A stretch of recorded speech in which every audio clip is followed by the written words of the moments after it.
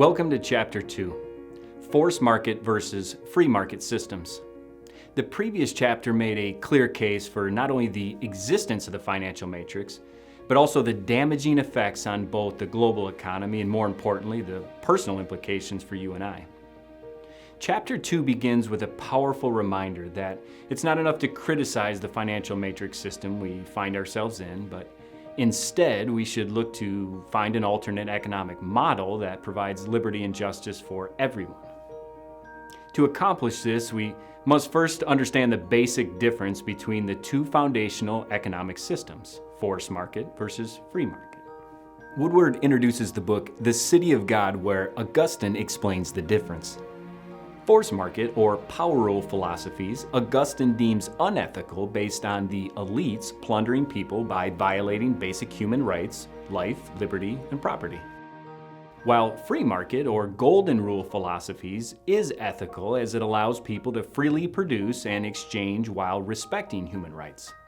From this basic understanding, Woodward draws an important distinction between the history of governments and states. Explaining governments, as we understand them today in Western nations, had limited powers that protected people's rights, whereas states had unlimited powers that violated them. He highlights the 20th century erosion of limited power governments and the slow transformation into more absolute power states. You'll learn of French political philosopher Bertrand de Chauvenel, who, after studying power for a lifetime, noted that unethical elites habitually seek absolute power through the state to plunder the people. Interestingly, Chauvenel mentions that this insight is the master code that unlocks world history. This concept of state control or power describes the financial matrix today, and be sure to pay close attention to this section. Woodward explains a genuine free market must be an unhampered economy, one without any state intervention within its natural process. He presents a powerful visual explanation of the free market system called the free market mechanism, a true breakthrough in economic education that finally clarifies the principles of supply and demand in a way that all of us can understand. Specifically, consumers express their demand by coming prepared with money to make purchases.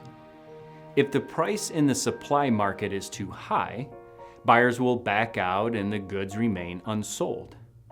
Conversely, if the price in the demand market is too low, sellers will withdraw from the transaction, leaving the supply unmet.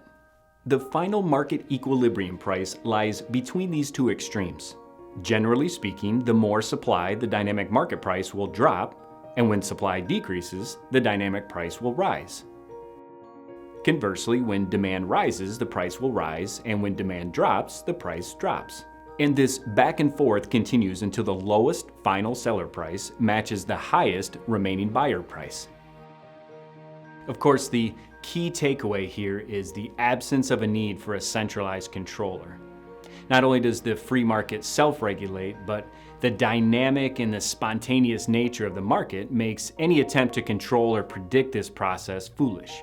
Remember, this model represents just one product or service on the global market. Imagine a statist attempt to achieve market equilibrium by manually tracking and predicting subtle price cues from hundreds of billions of free market mechanisms within the economy. And more importantly, consider the implications if even a single prediction were to fail. The imbalance from that one failure not being correct would instantly imbalance the entire market. Just as one stalled car can back up an entire highway system, so too can all interventions within the balanced free market cause the economy to sputter and malfunction. It's pretty scary when you think of it that way. With that introduction, it's time to begin reading Chapter 2.